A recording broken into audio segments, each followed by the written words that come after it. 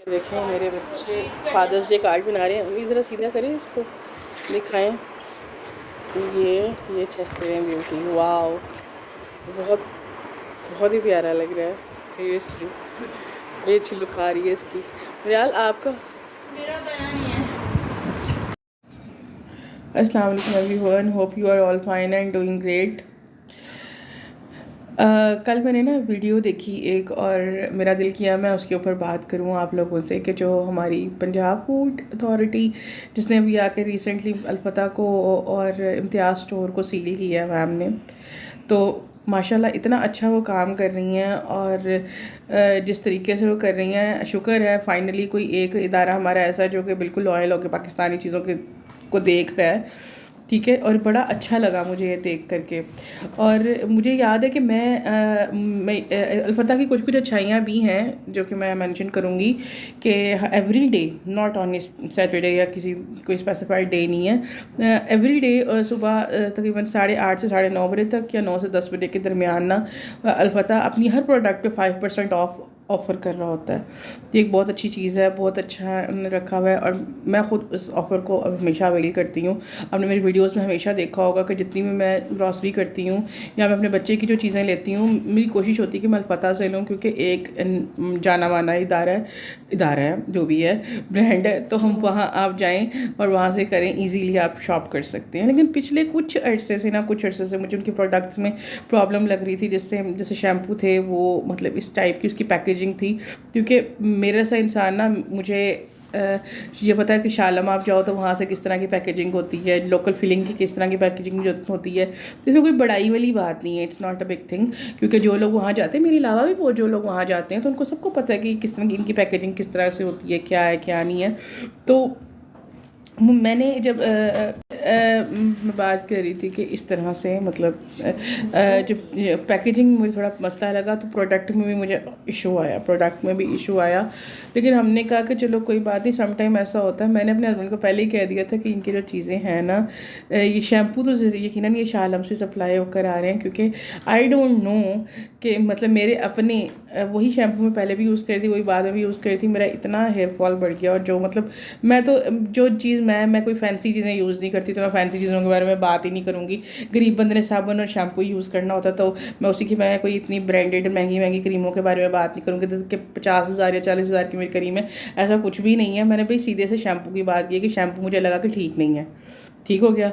फिर दूसरी बात ये करने वाली थी कि मैं ना ब्राउन ब्रेड, कभी वैसे तो कहोगे कि इतनी मोटी तक ब्राउन ब्रेड की गल कर रही है, ओह माय गॉड, कोई बात नहीं। तो ब्राउन ब्रेड मैंने ख़रीदनी थी, तो मुझे वैसे तो पता नहीं ब्रांड का नाम लेना चाहिए कि नहीं लेना चाहिए, लेकिन चलो मैं तो मासूम हूँ, मैं तो ले लूँगी नाम।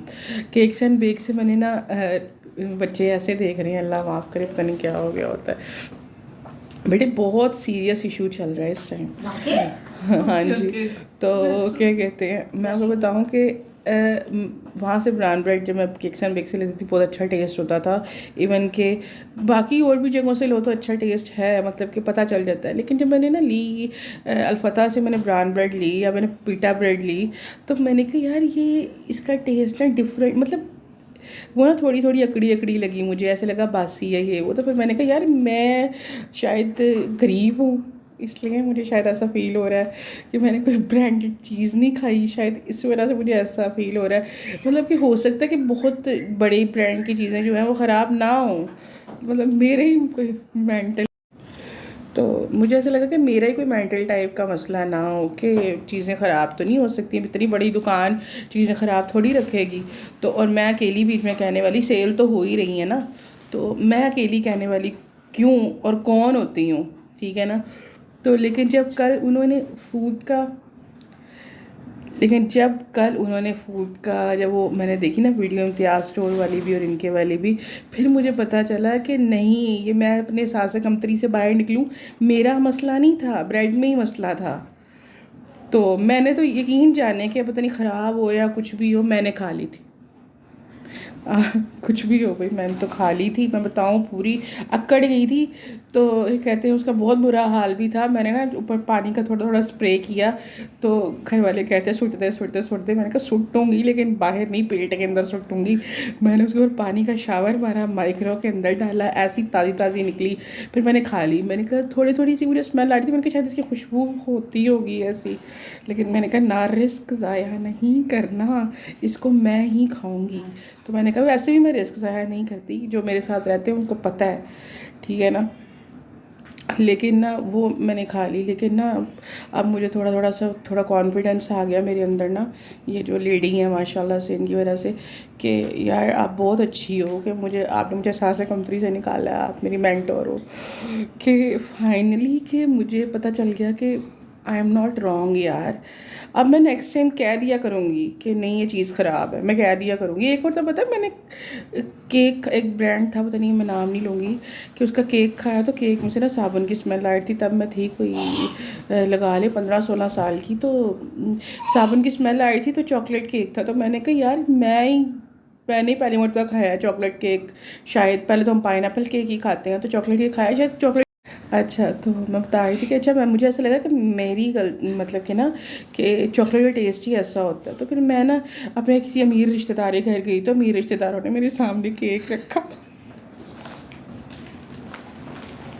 थोपा, मुझे ना पता चल गया कि यार चॉकलेट ऐसी होती है।